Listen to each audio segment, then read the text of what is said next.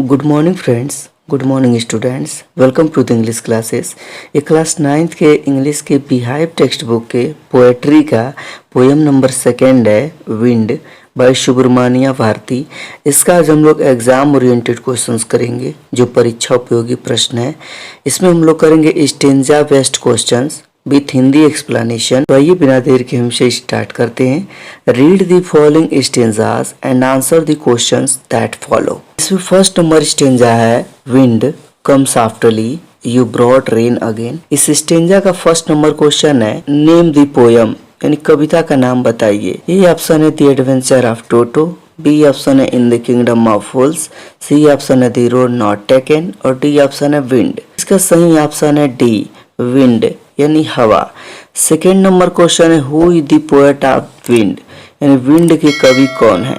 ए option है Ruskin bond, B option है T.S.. Elliott, सी option है सुब्रमण्या भारती और डी ऑप्शन है ऑस्कर विल्डे। तो इसका सही ऑप्शन है सी सुब्रमण्या भारती। 3 नंबर क्वेश्चन है what does the poem wind teach us, यानी विंड कविता हमें क्या सिखाती है।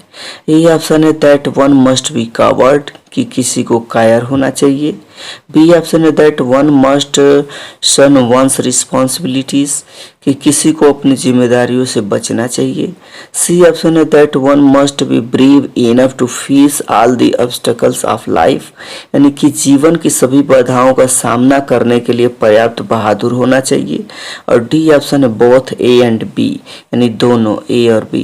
तो इसका सही ऑप्शन होगा C that one must be brave enough to face all the obstacles of life. इससे 4 नंबर क्वेश्चन है which literacy device has been used in you tore the pages of the books, यानी you tore the pages of the books में किस साहित्यिक युक्ति का प्रयोग किया गया है।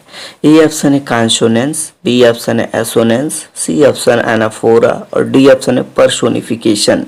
तो इसका सही ऑप्शन है डी पर्सोनिफिकेशन। इसमें सेकेंड नंबर स्टेंजा है you are very clever you tell him. इस स्टेंजा का फर्स्ट नंबर क्वेश्चन है what does the word weaklings mean, weaklings शब्द का क्या अर्थ है। ए ऑप्शन है मेंटली स्ट्रांग पीपल, यानी मानसिक रूप से मजबूत लोग।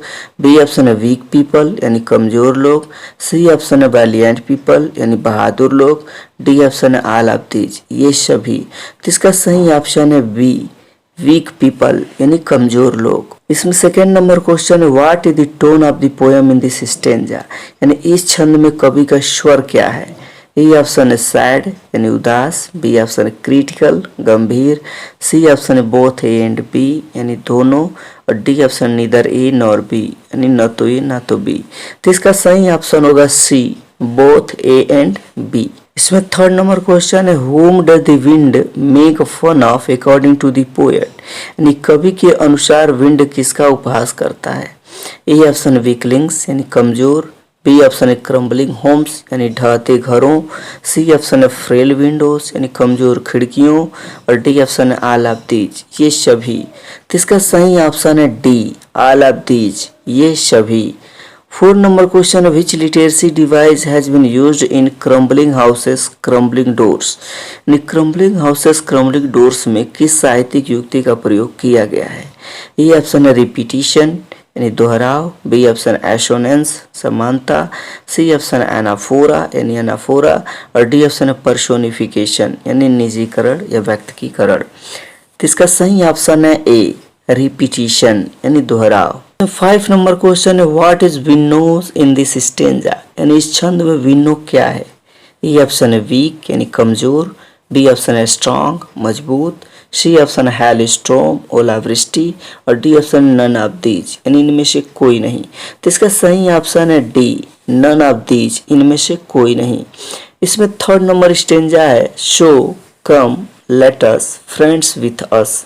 इस स्टेंजा का फर्स्ट नंबर क्वेश्चन है what does the word formally mean in this stanza, यानी इस छंद में फॉर्मली शब्द का क्या अर्थ है। ए ऑप्शन है स्ट्रांगली, यानी जोरदार। बी ऑप्शन है टाइटली, यानी कसकर। सी ऑप्शन है पावरफुली, यानी शक्तिशाली रूप से।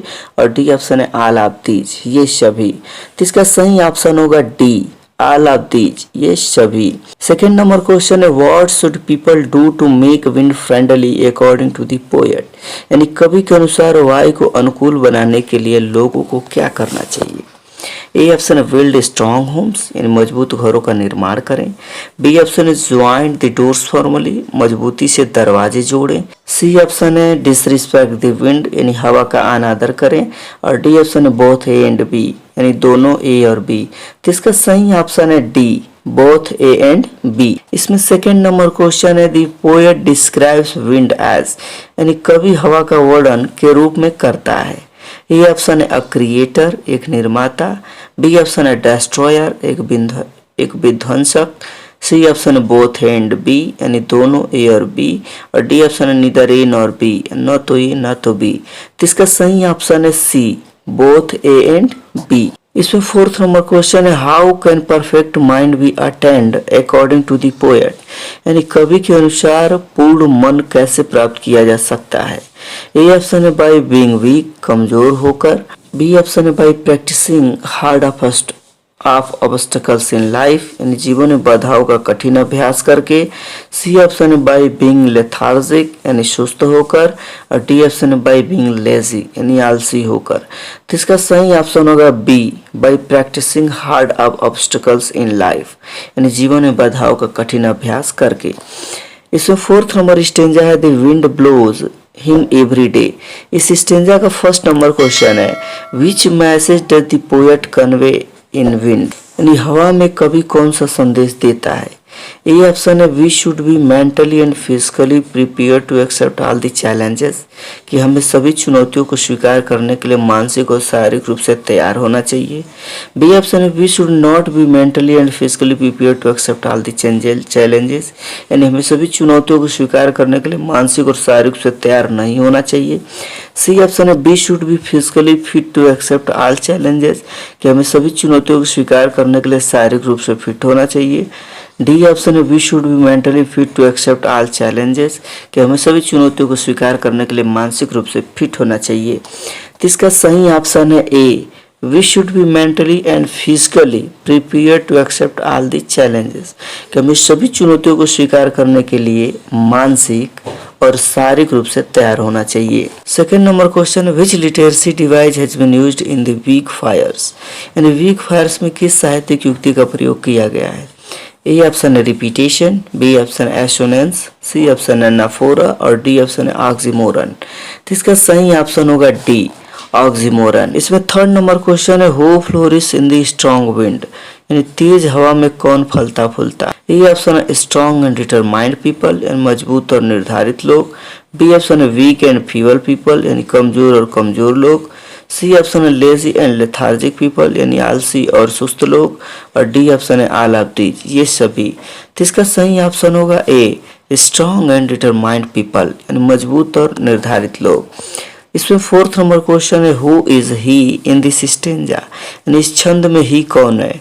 ए ऑप्शन है विंड, बी ऑप्शन है रेन, सी ऑप्शन है हेलस्टॉर्म और D option none of these.